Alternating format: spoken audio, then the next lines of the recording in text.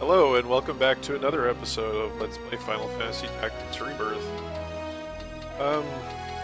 There isn't very much for us to do with our character since the last battle was so short. And, in fact, terrain in the next mission is not really all that different either. So, for example, I'm going to keep the spike shoes on Rad, because I expect that he'll be able to use them to get up close to Wiegraf in the fight. Also, yeah, I have no real JP to spend to get new abilities. And I didn't steal anything. Someone mentioned in the comments that I probably couldn't have stole anything from Islud anyhow, because Concentrate prevents stealing. But when I look at the skill here, it says only it creates immunity to break techniques, so night skills. So I'm not sure if that's actually true. I'll have to check that out. I might have been able to steal Islud's sword, but I don't think I realistically could have because, well, he was just killing my characters left and right with his jump attack. So nothing much to do on this screen, and that means that I'll just double check things, but I think we can go ahead and start the next mission.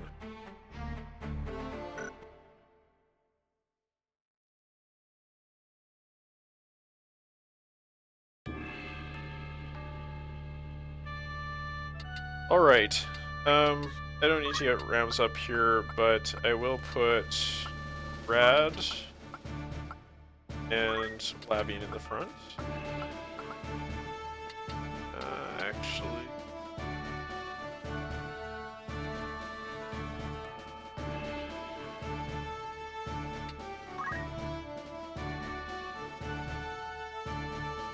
Yeah, I think at least for my first attempt, I will put Labian in the front, because that'll increase her chances of being able to steal from Wiegraf.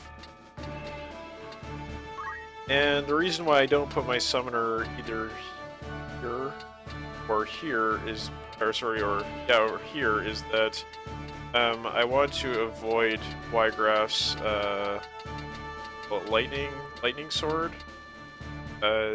His holy sword attack. I don't want it to hit too many of my characters, so I want to try to minimize that damage. 5 characters deployed. Let's go ahead and start. So this is a mission we may end up retrying a number of times, but our retries will be very short, each one taken individually.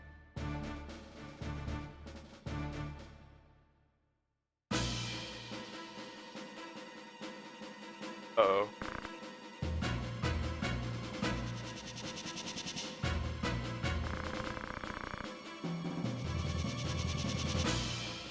So, Wiegraf once again telling his subordinate to leave with the girl and he'll stay behind and fight.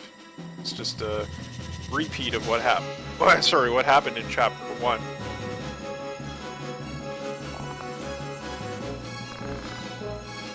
And I think the parallel is intentional here between the situation that Alma's in and the situation Hedda was in. It creates a similar sense of concern, because we all know what happened to Hedda.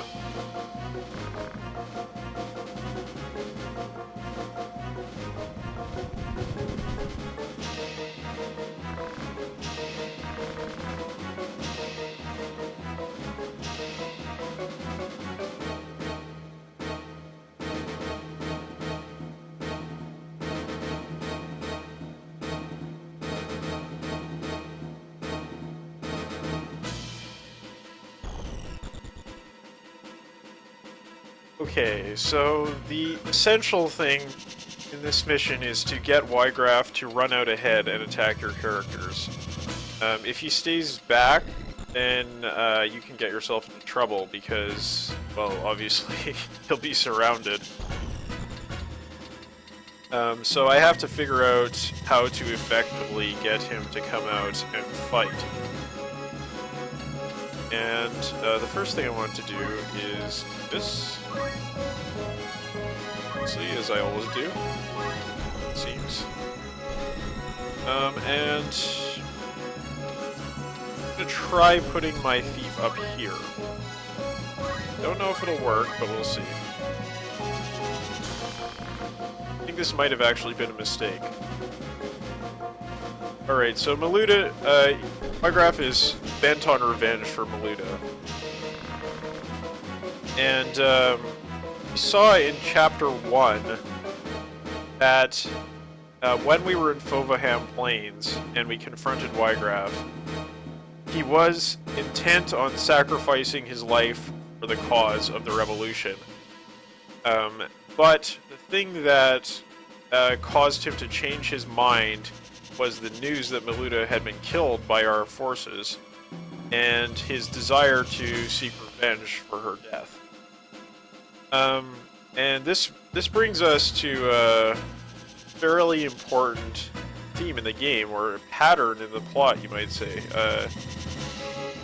Most of the important characters in the game are motivated by their relationships with their sisters.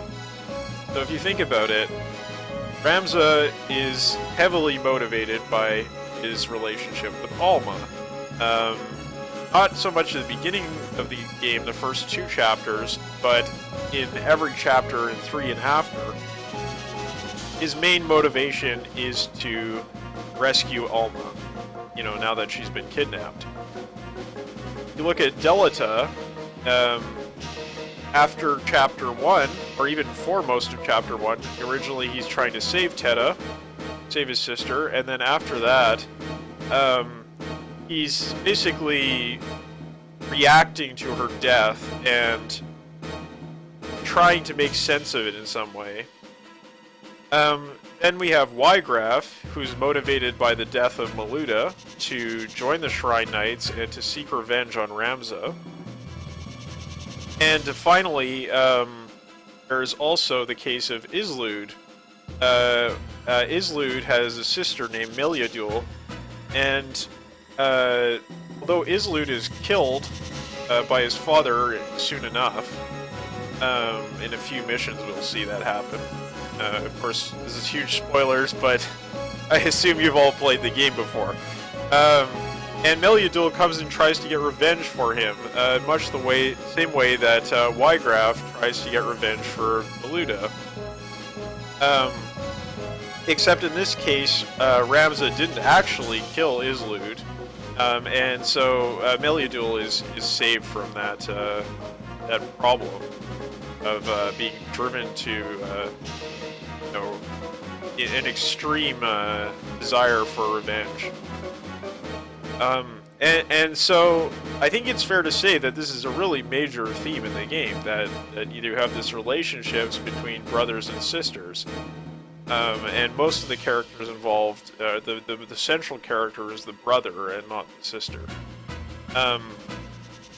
And I think that, especially in the case of Ramza, you can probably see the relationship as like maybe a little bit like tinged with repressed feelings of desire for his sister, right? Because you're gonna see this in the ending of the game, where Ramza, basically his happy ending is to ride off into the sunset with his sister. It's not with the love of his life, or is it? Actually, it is with the love of his life. It's with his sister, and there's a certain sense of innocence involved in that scene, and that innocence, I guess, is maintained by the fact that she is his sister and not his lover. And this is contrasted to the case of Delita, who falls in love with Princess Ovelia. I guess I'm just giving away the whole plot here, but, you know, I'll go over this again later. And yeah, so I mean, Delita falls in love with Ovelia after Teta dies, and I think it's like the death of his sister and his sort of the end of maybe his, like, you could say, his incestuous desire for his sister opens the way for him to love another woman in a non-incestuous way. But at the same time, he's kind of clearly displacing his desire for his sister, who is dead, onto Ovelia, because he wants to save her where he couldn't save Teta. So this is a really kind of weird aspect of the plot of Final Fantasy Tactics, that there's this recurring theme of brother-sister incestuous desire, and I actually forgot to mention one more case where this is even more explicit. It's in the case that will be coming up soon between Rafa and Malik. So Rafa and Malik are two orphans. They're taken in by basically a war profiteer, this Baron, and it's fairly clear that they're being abused by him, that he has raped Rafa, but the brother continues to defend the Baron because he took them in when they were orphaned. Even though this was for totally selfish reasons, and Rafa is rebelling against this. And in the end, Malik is killed, and he's brought back through his sister's love. His sister's love causes the Zodiac Stone to react in a totally different way than it does in any other part of the game, and brings him back to life. So, I don't really know what to make of this theme, other than to say that it's clearly there. You know, there's no explicit incest between siblings in this game in the way there is in, say, in Game of Thrones or A Song of Ice and Fire. But I think it's maybe an even stronger theme in this game, even though it's kind of suppressed than it is in those books or in that TV series. And I had never really noticed it until I actually started doing this playthrough and started to put the pieces together and be like, oh wait, actually, these characters are all brothers and sisters to each other. That's interesting. So yeah, maybe someone a bit more familiar with psychoanalysis could give a more in-depth or more intelligent interpretation of that whole thing, but I'm not really that person. And from what I understand, even within psychoanalysis, the theme of incest was actually suppressed to a considerable degree following Freud's death. Freud sort of dealt with it to a degree, but then his successors kind of repressed that whole issue, and it was kind of standard practice within psychoanalysis to discount the statements of adolescents who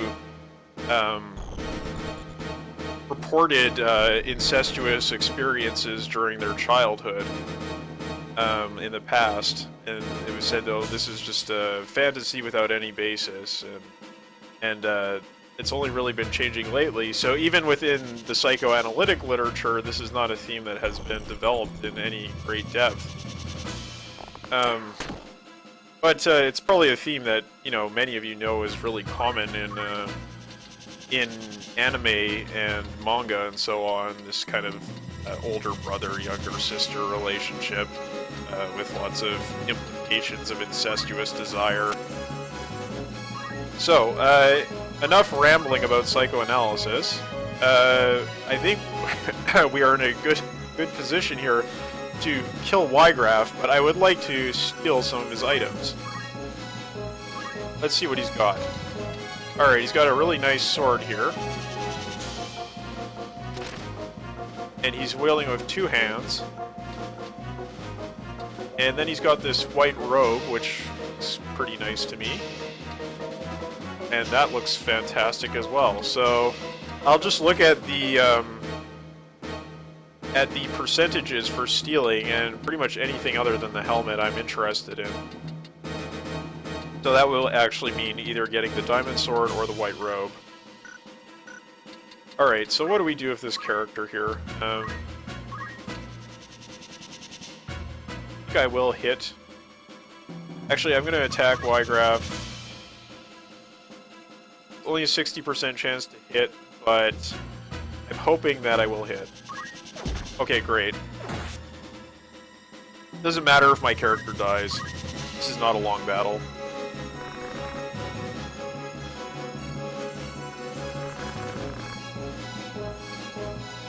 Obviously, a little bit of sarcasm there. Okay.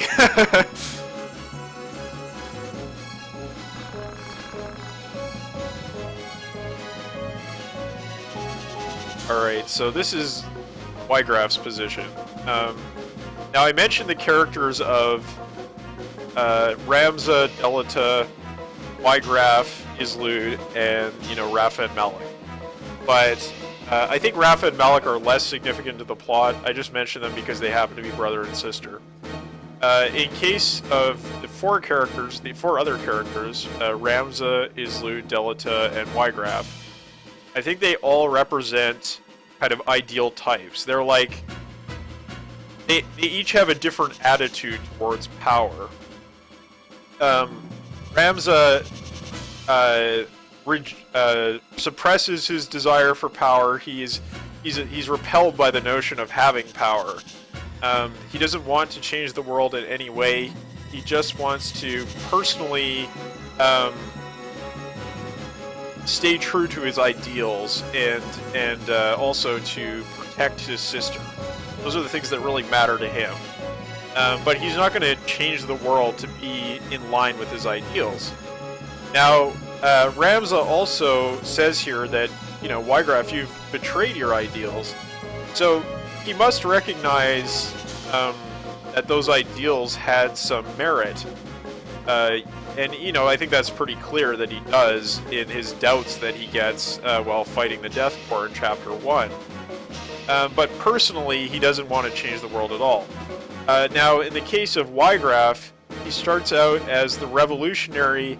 He's going to effect social change through revolution, and he's going to overthrow the feudal system of, you know, privilege and, you know, hierarchy based on birth and inequality. He wants to do all of those things. And he's obviously changed his mind. He's become embittered. He's been, you know, very, like, warped by his experience in the revolution of having lost all his comrades and having been frustrated in his attempts to change the world, and then finally having been embittered by the death of his sister. So there was that point in Chapter 1 where he said, you know, we're just going to be that one stone that creates a ripple, and we're going to change things because history will remember us when we sacrifice our lives for the revolution. But here he's saying, if you can't change things, then your ideal is just a dream. You know, it doesn't mean anything if you can't make a change here and now.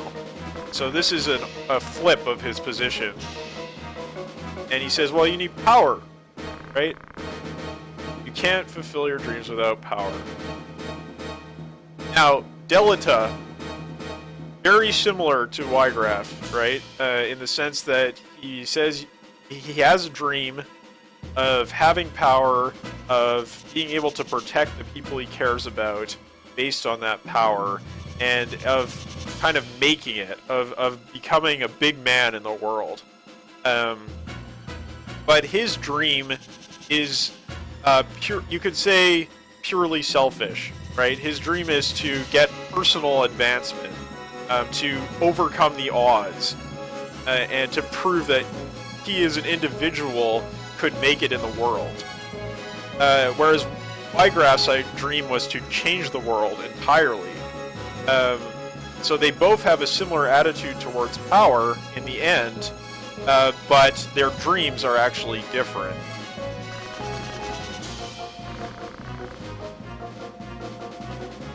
And then this is the part, I guess, where you could say that Wiegraf as a character sort of degenerates into a caricature of the revolutionary, right?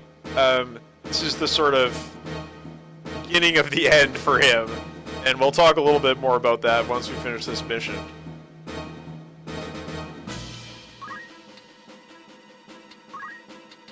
But I said I would use cheer song, and I'm going to do that.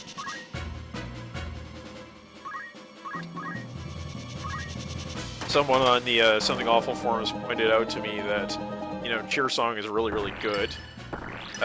One of the best songs in the game, and you know that's definitely fair to say. And so I decided I'm going to try to use that in places where I would be using Nameless Song otherwise, because I haven't found that Nameless Song it triggers enough to really be effective.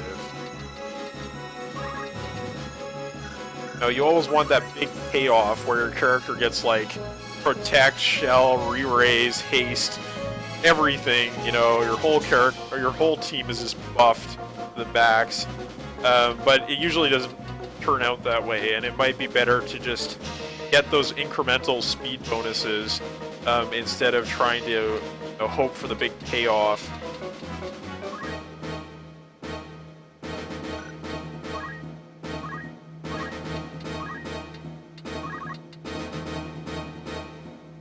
So I can kill Wiegraf outright there, but I do want to take a chance to, I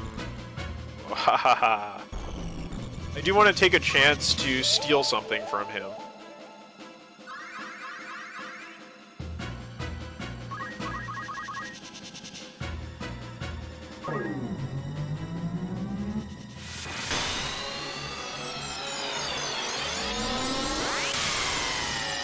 And since most of my characters use robes or, you know, non-knight armor, I hope that I'll be able to steal his armor. We'll see what the percentages are here.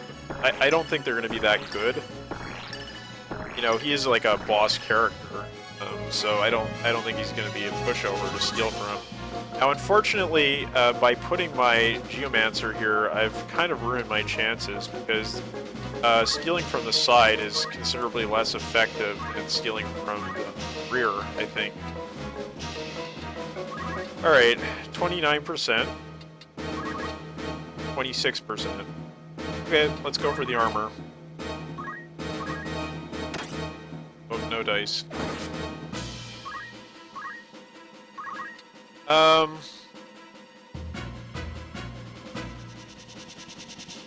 What's the enemy? What's their position?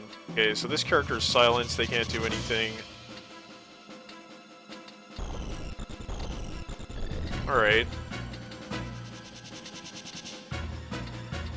That character stopped.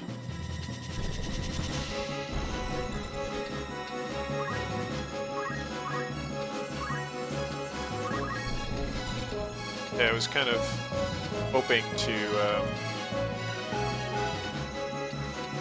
nail that archer. So she's just got sleep on her.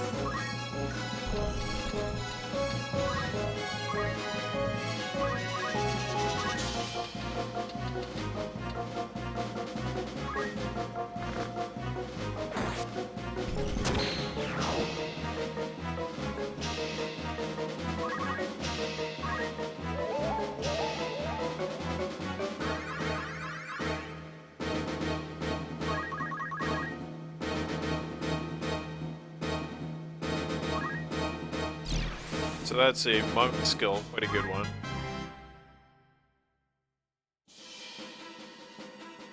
Because it's able to prevent, you know, a number of status ailments.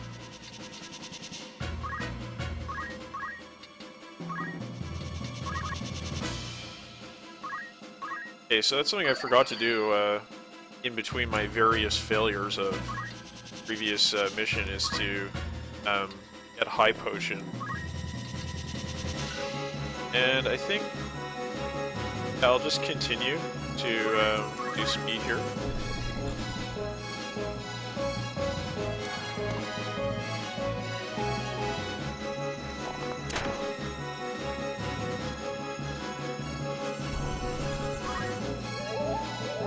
and not the drug.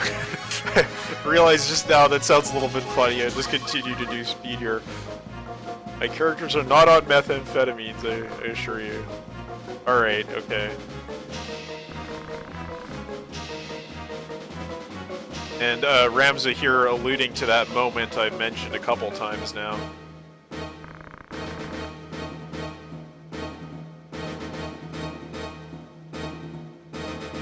So, in some sense, you can see Ramza being the reformist, responding to the revolutionary, right? You know, so, well, you know, those revolutionaries are a little bit crazy, but they do stir things up.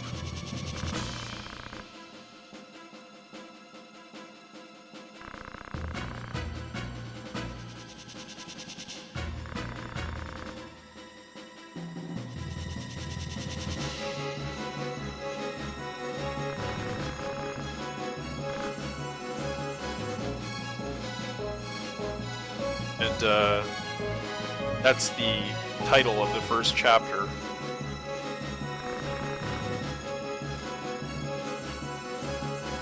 And, you know, Wiegraf just saying, well, you're still kind of that spoiled kid who's all high and mighty, but you never actually suffered through what I suffered through.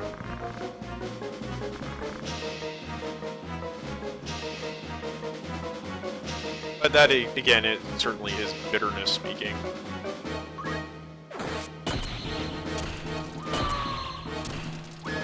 Alright, well, I won't be stealing from him.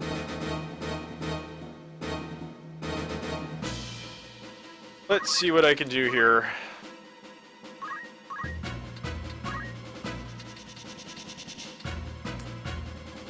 The only alternative would be for me to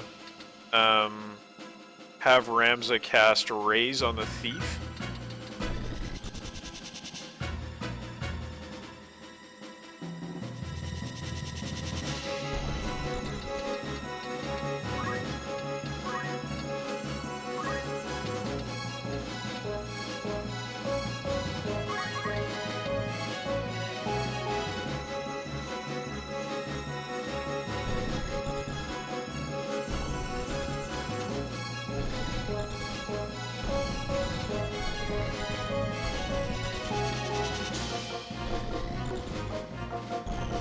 You know what? I'll give it a try. It'd be trivial for us to redo this battle. We need to.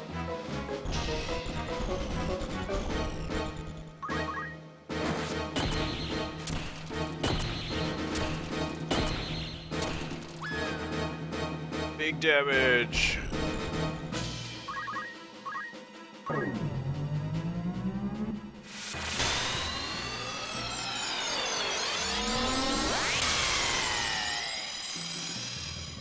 Oh,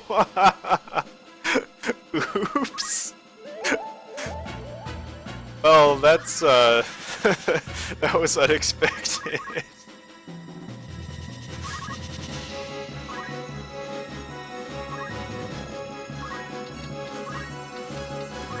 Okay, so I can't even raise her.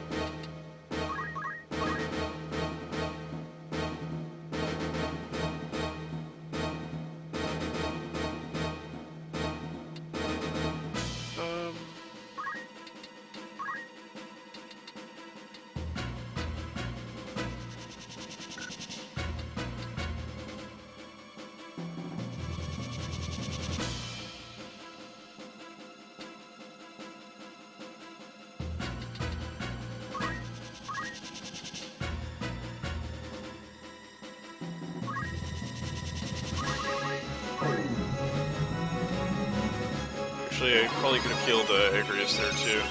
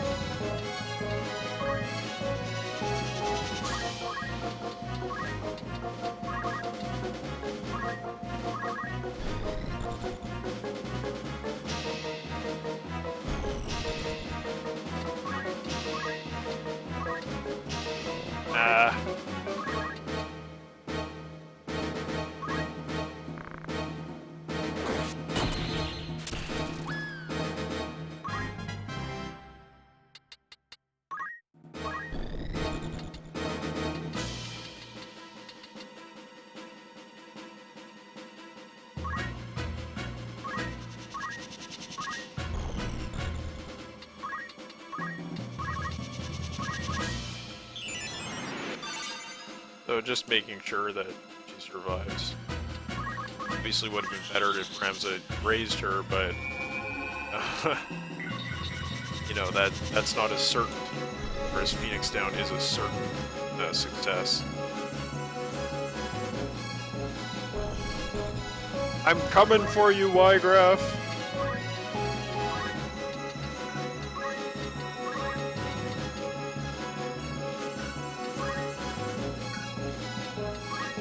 Just cast Google here again.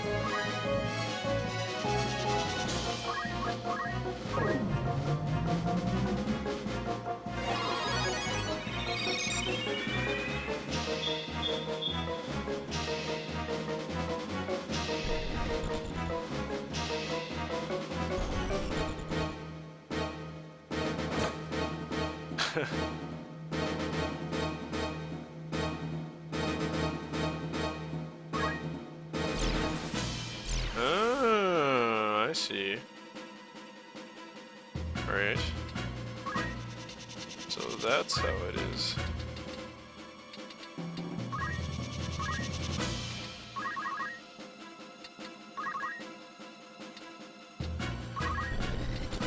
But I have fly, you fools! Ha ha ha!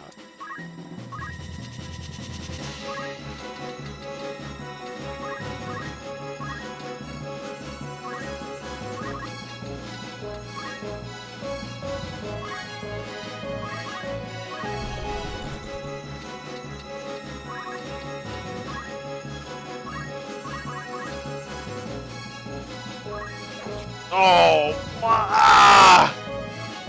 Come on! Okay, no, I don't want to do that. I want to do that.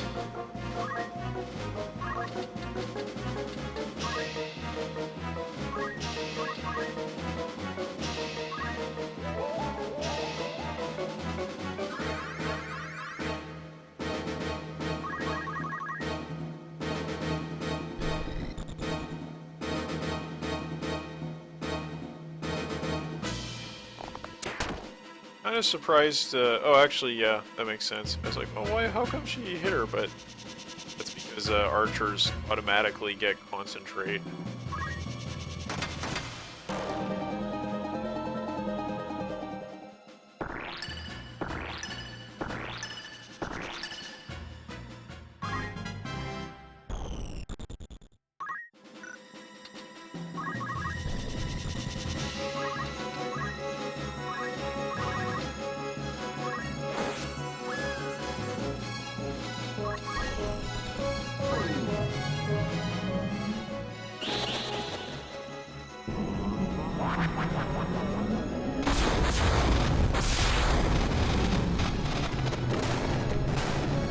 Yeah, I mean, I was kind of unimpressed with Lich when I first got it, but turns out I've used it a lot.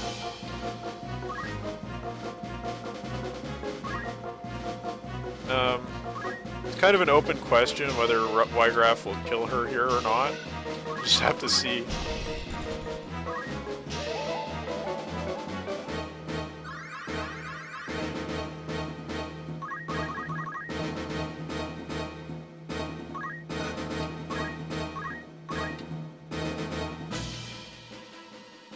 So I think I want to kill this wizard first. Just so that she can't do any big damage. Then I'll take care of the knight.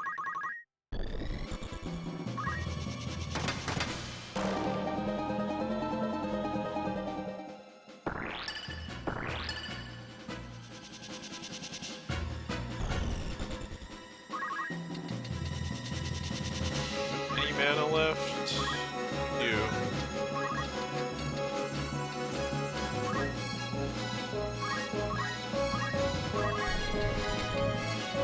Unfortunately, can't get to any of my characters.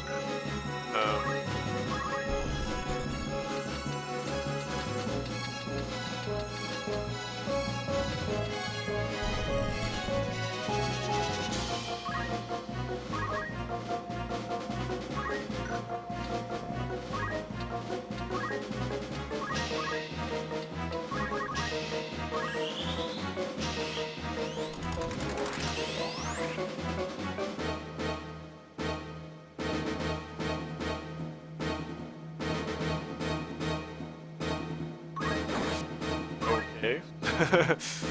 I can make that up.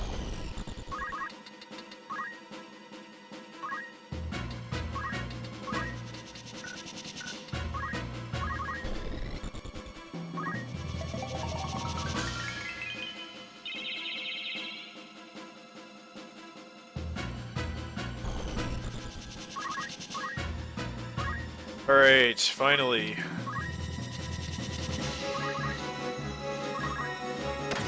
Great!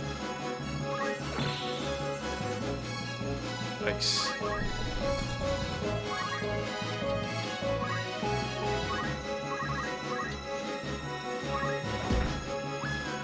Bye.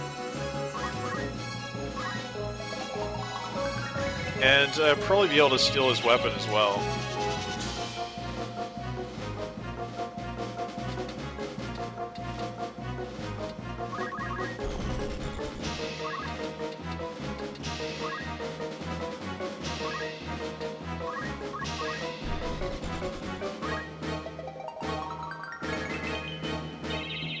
So this should definitely get Ramza the magic defense skill I was looking for.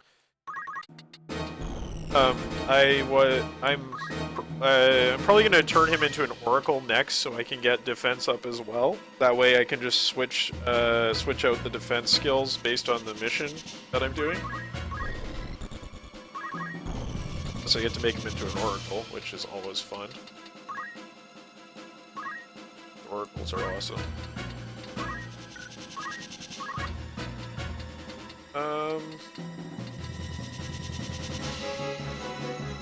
Why not?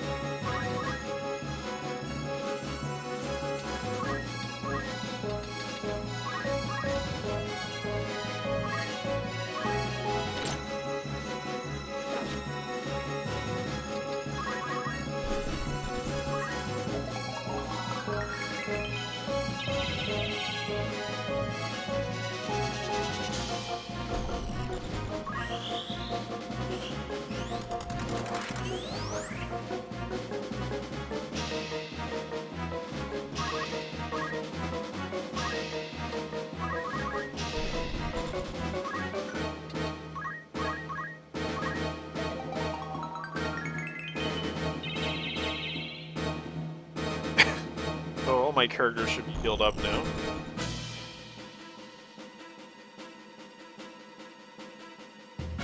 That's a good thing.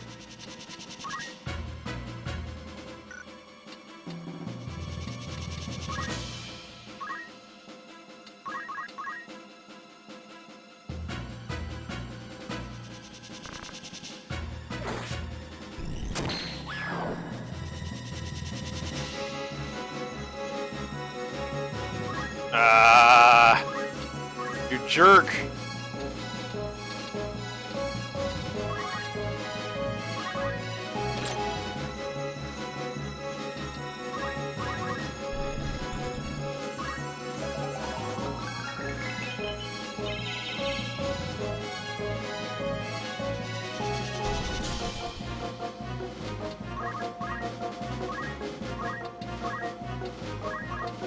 My last Phoenix down.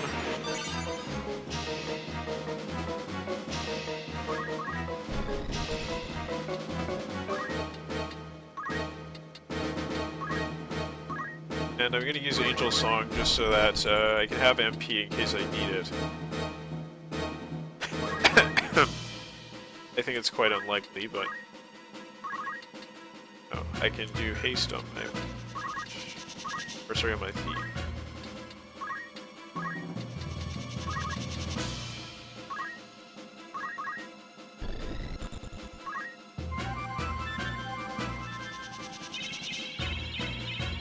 So that's more than enough MP to do whatever I need.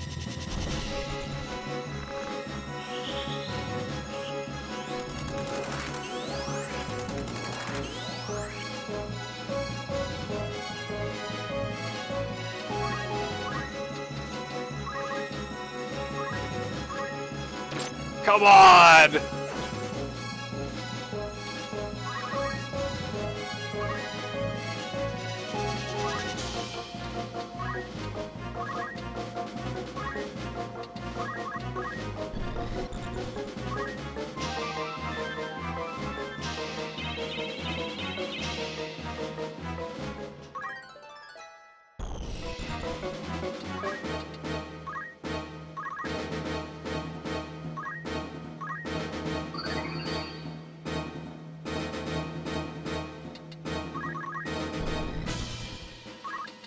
Try to go up and get this treasure box.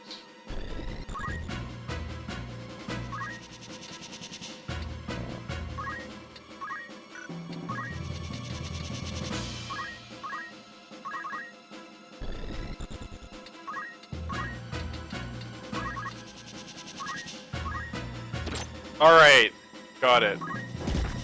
You gonna do punch me?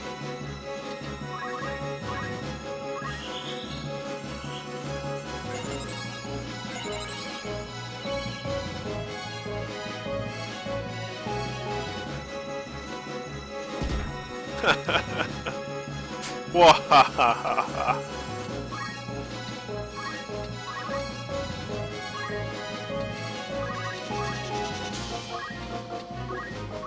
I'm sorry, I'm just grinding here, but I will put a timestamp in.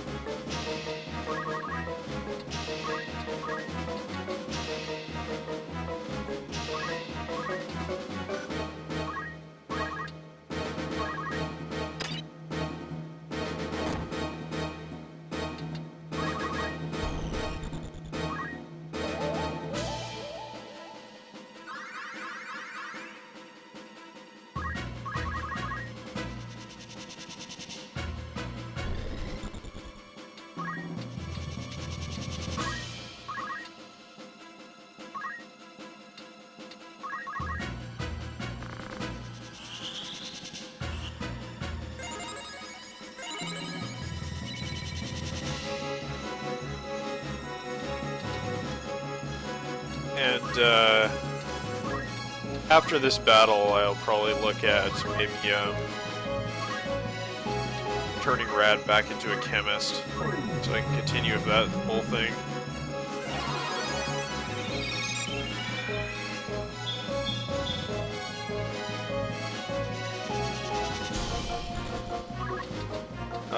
So close.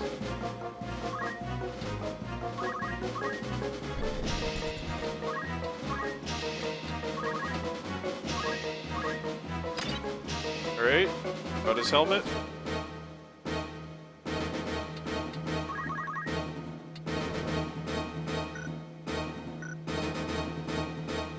Now that is something I don't think I've ever seen before.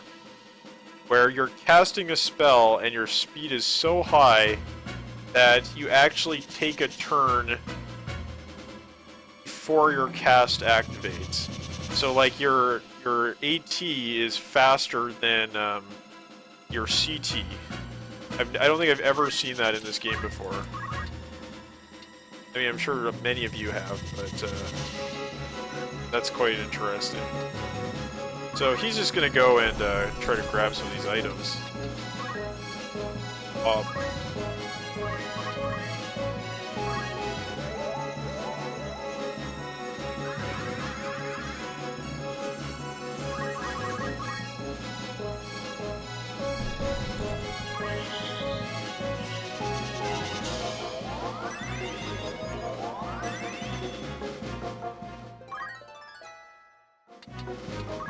I don't think he has anything left to steal.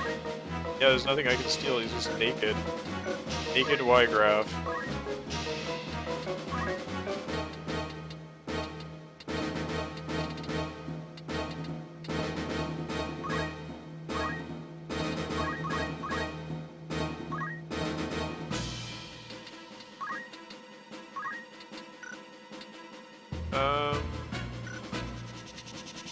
Nothing really for her to do at the moment. Yeah, I don't quite have enough to use Holy Sword, so... I'll just give her some more mana with Ramza at the moment.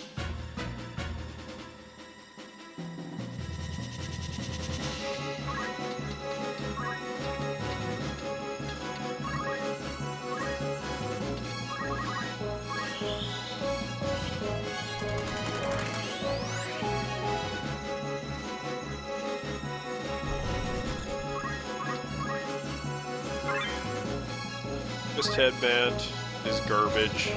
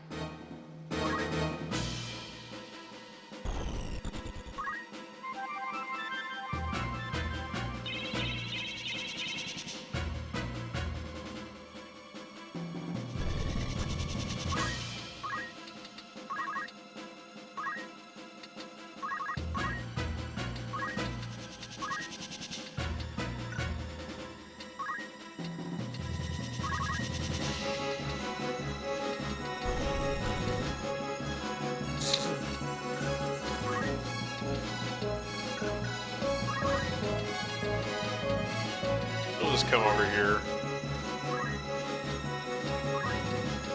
And she cast haste. Yeah.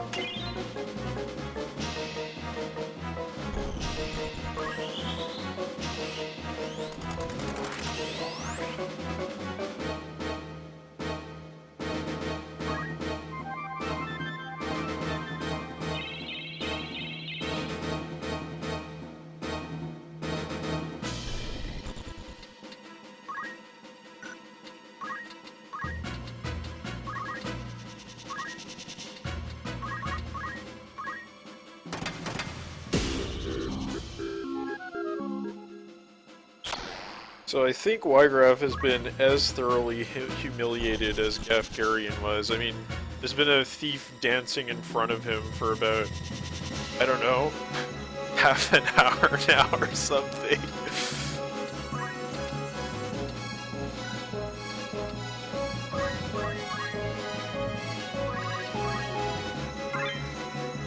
Ice shield, that's nice. That should come in handy in the next Wiegraf fight, I think.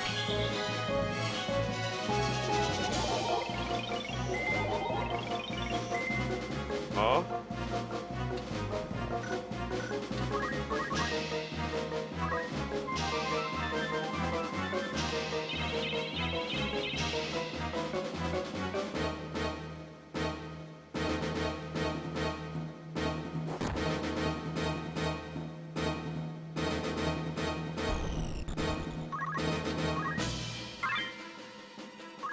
Eh.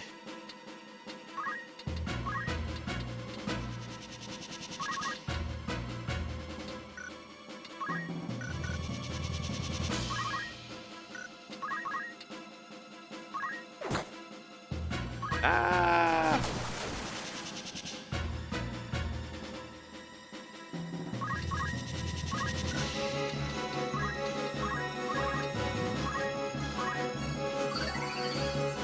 He doesn't need the job points, but at least he had some experience. I don't know. It's a shame he wasn't a chemist, but we would have had a lot more trouble with this fight if he had been. If he had been.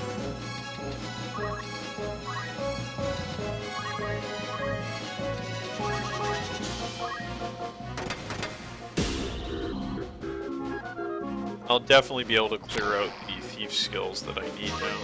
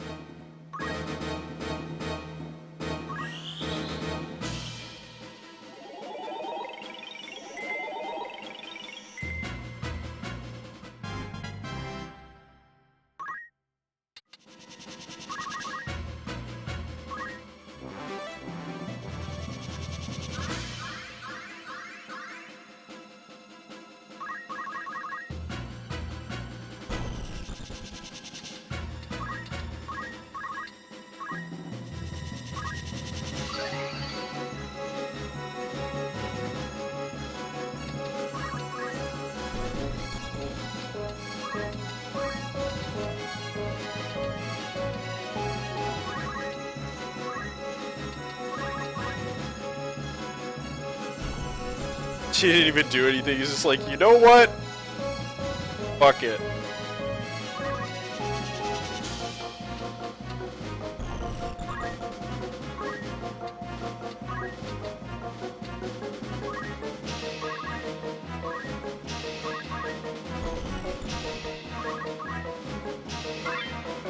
Alright, another crappy headband. Whatever.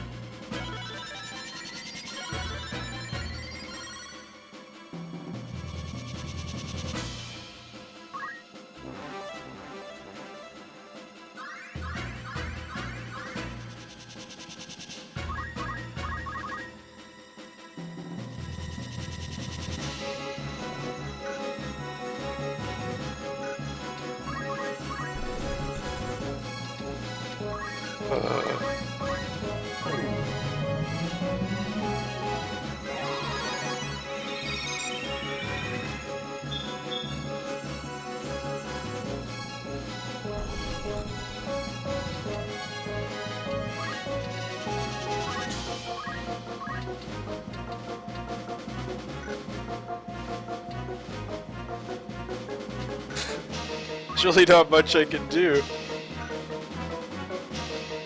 Just have to wait.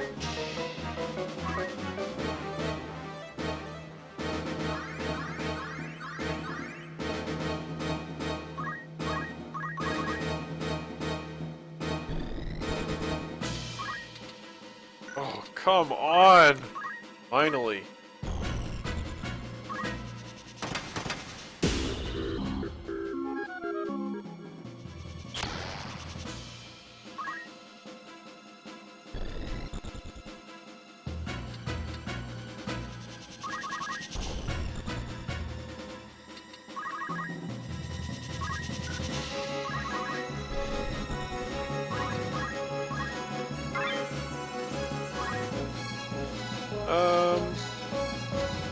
these are all that good, but since I'm going to do the chemist thing, I'll grab this one. Alright, time to die, Wiegraf. More damage!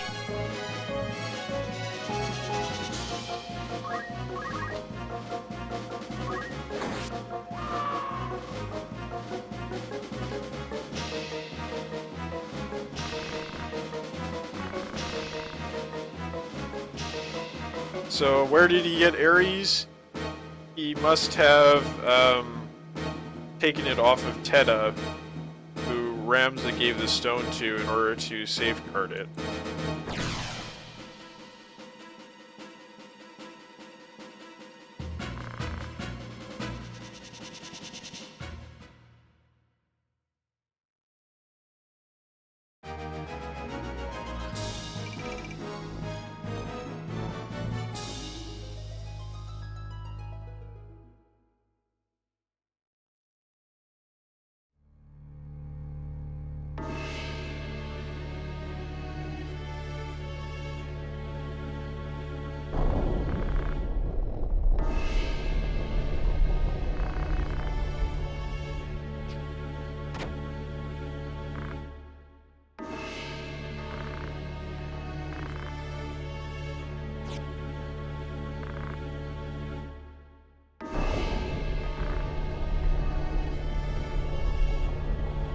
So this scene obviously also echoing that scene where Ophelia is kidnapped at the beginning of the game. Same location.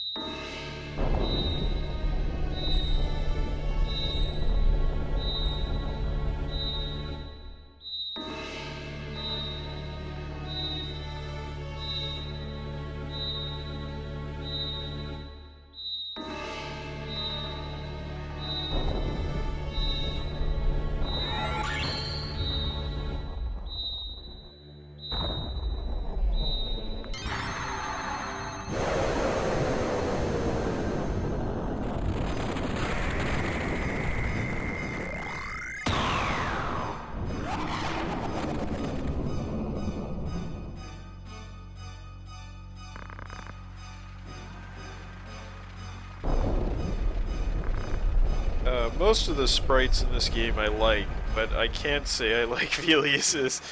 His portrait looks really cool, but his sprite is just a little bit silly looking.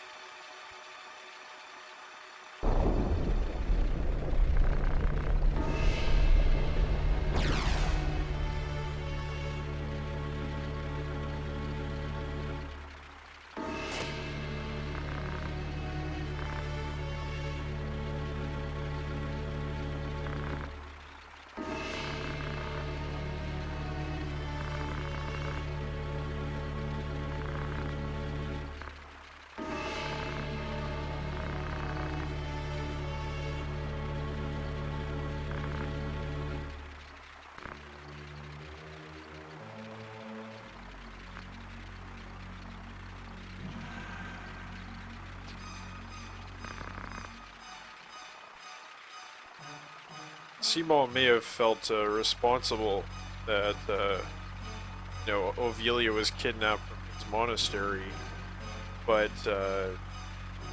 can at least do this in order to try to save Alma, who suffered a similar fate.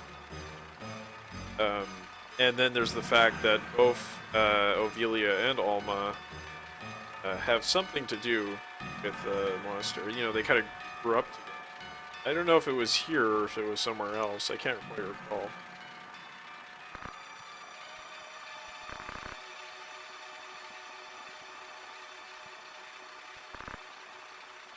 And again, lines like that really want me, or that really make me want a prequel to this game where you get to play as Balbanes. I think that would be amazing.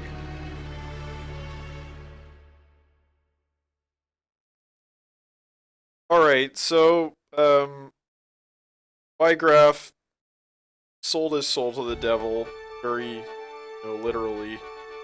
And, as I said, he's kind of a caricature of a, revolutionary in the end. You know, he begins with high ideals, but, his violent methods and wild spirit lead him in the end to just become a monster obsessed with power and destruction. And, you know, Ramza comes out of the whole thing looking like very much the better person. And in many ways you could say that he was the better person, or he is the better person. And at the same time, it's sort of hinted at that you know, Wiegraf might have gone down in history as a great hero if he simply had not heard that his sister was dead and went out with a bang. Died a martyr for the cause. So there is some ambiguity about his character, and ambiguity about the whole question of revolution in this game. You know, this pretty much brings the whole thing to an end. There will be some final concluding episode coming up here, but more or less that that more or less exhausts the whole question in this game. So, if you enjoyed the video, please like and subscribe, and I will be uploading in soonish. Maybe tomorrow, maybe sometime next week. Right, well, thank you, and bye for now.